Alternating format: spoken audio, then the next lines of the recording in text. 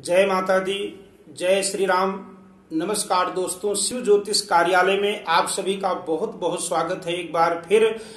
तो माँ भगवती के नवरात्रि चल रहे हैं और आप लोग भी बड़े श्रद्धा भाव के साथ माता रानी के पूजा पाठ व्रत नियम उपवास को कर रहे हैं। लेकिन इन सब करते हुए कुछ चीजों के नियम का अगर आप पालन कर लेते हैं तो माता रानी का पूर्ण आशीर्वाद, पूरी कृपा भी आपको मिलेगी। तो ऐसे ही आपको कुछ नियम बताएंगे, ये बड़े ही जरूरी नियम हैं। वैसे आपको किसी वहम में नहीं डाल रहे हैं, ये हमारे शास्त्र के ही वचन हैं।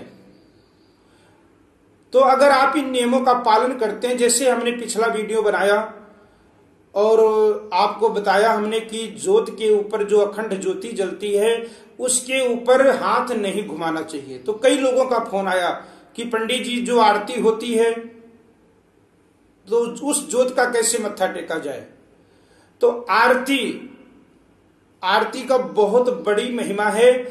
आपको आज हम थोड़े में बता देते हैं कि जो आरती उतारी जाती है भगवान के, समझो नजर को हम उतारते हैं, क्योंकि भगवान का दर्शन सभी करते हैं तो अब भगवान को नजर भी लग जाती है।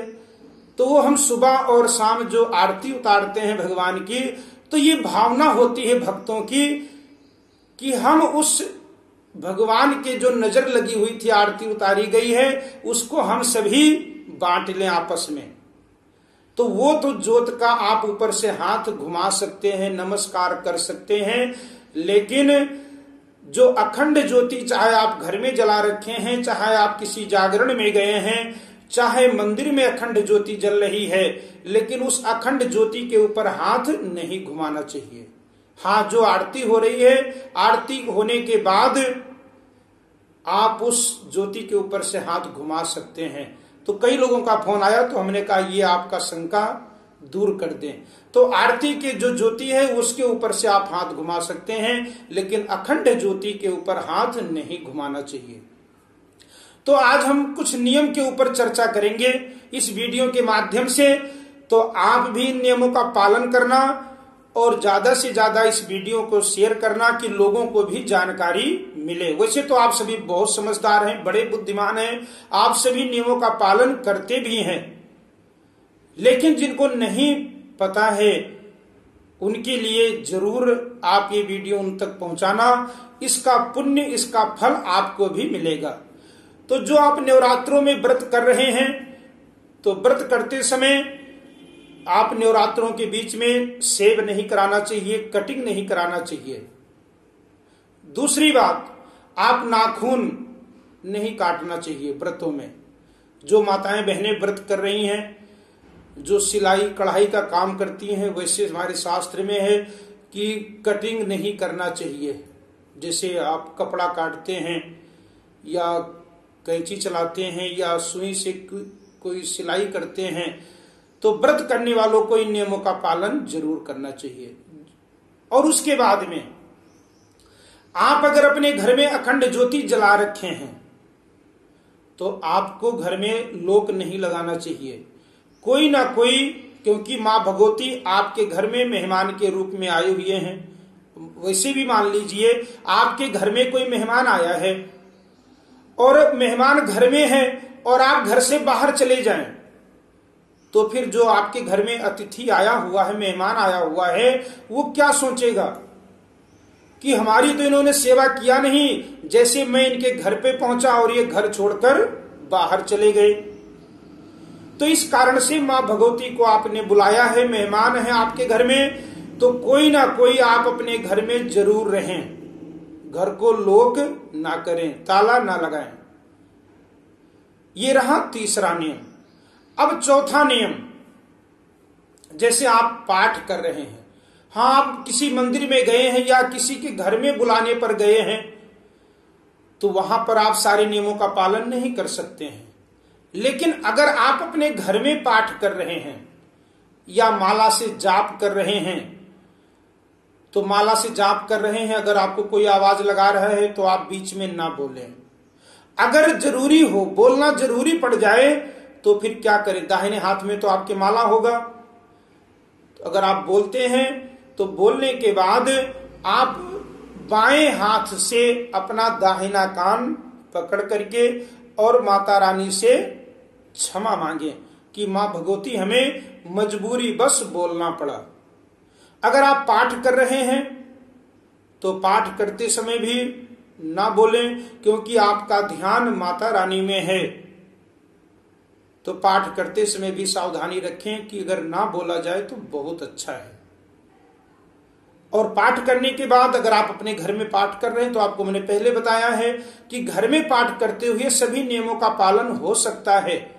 तो पाठ करने के बाद आपने चाहे निवारण मंत्र का जाप किया है, चाहे दुर्गा सप्तशती का जाप पाठ किया है, चाहे दुर्गा स्तुति का पाठ किया है, तो जो दुर्गा स्तुति है, दुर्गा सप्तशती है, ये ऊंचे स्वरों में बोला जाता है। लेकिन अगर आप मंत्र का जाप कर रहे हैं तो इस मंत्र के जाप को आपको ऊंचे स्वरों में नहीं बोलना चाहिए। तो सबसे श्रेष्ठ जो जाप है उसमें तो जिह्वा भी नहीं हिलनी चाहिए आपकी, मानसिक जाप, जिह्वा भी ना हिले। उसके बाद में दूसरा है, अगर जिह्वा हिले तो होठ ना हिले। लेकिन फिर भी जो आप जाप कर रहे हैं उसका आप कहते हैं ऊंचे स्वरों में जाप नहीं किया जाता है। हाँ, जो माता रानी का पाठ है उसे ऊंचे स्वरों में करना चाहिए कि दूसरे भी लोग सुने। पाठ आप जरूर कीजिए, लेकिन पाठ के बीच में बोले ना। और जब आपका पाठ पूर्ण हो जाए तो फिर आप अपने पास एक गड़बी रखे हुए हैं, जल है, उस जल को थोड़ा सा आसन के नीचे डालिए और वहां से जल अपने मस्तक पर लगाइए और एक मंत्र बोलना है छोटा सा, उसका नाम है ओम शक्राय नमः। दोबारा फिर सुन लीजिए, मंत्र है ओम शक्राय नमः। ये बोलते हुए उस जल को अपने मस्तक पर लगा लीजिए कि आपने जो पाठ किया है उसका पूर्ण फल आपको प्राप्त हो। अब उसके बाद में घर में अगर किसी ने व्रत नहीं रखा हुआ है तो आप लहसुन और प्याज रसोई में लेकर के मत जाएं सारी नवरात्रे। जो व्रत नहीं रखा हुआ है उसके लिए भी लहसुन प्याज तो वर्जित है। तो नवरात्रों में आप लहसुन प्याज लेकर के मत जाएं। अब उसके बाद में आप जैसे पर्स रखते हैं, आपकी आदत है पर्स रखना या बेल्ट लगाना, तो इन नवरात्रों के बीच में जरूर सावधानी रखें कि चमड़े का बेल्ट, क्योंकि आप जब पाठ करेंगे तो भी बेल्ट लगा होगा, पर्स भी आपके जेब में होगा, इसलिए आप चमड़े के चीजों का उपयोग ना करें। बेल्ट है, पर्स है, आप इससे बचें नवरात्रों के बीच में अगर आपने व्रत किया हुआ है तो।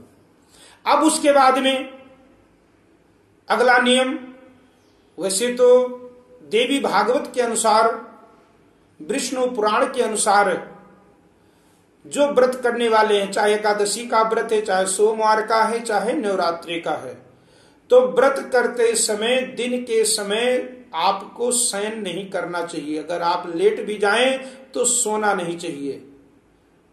अगर सेहत नहीं ठीक है, अगर आप सो गए हैं तो स्नान करें, फिर उसके बाद में शाम के समय संध्या बंदन कर सकते हैं। अब कई बार हमने देखा है कि व्रत किए हुए हैं, फलाहार कर रहे हैं, तो फलाहार जो है वो एक जगह पर बैठकर करना चाहिए, चलते हुए फलाहार नहीं करना चाहिए।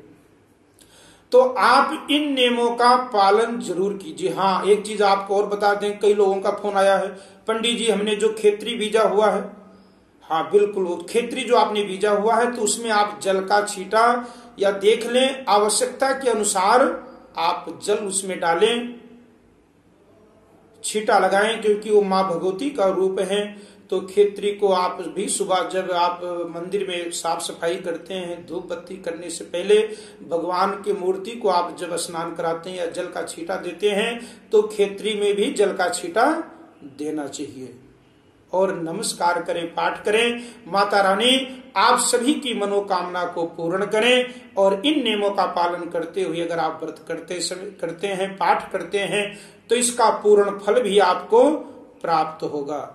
तो ये रहा आज का वीडियो। आपको कल ही ऐसे नई नई जानकारी आपको देते रहेंगे।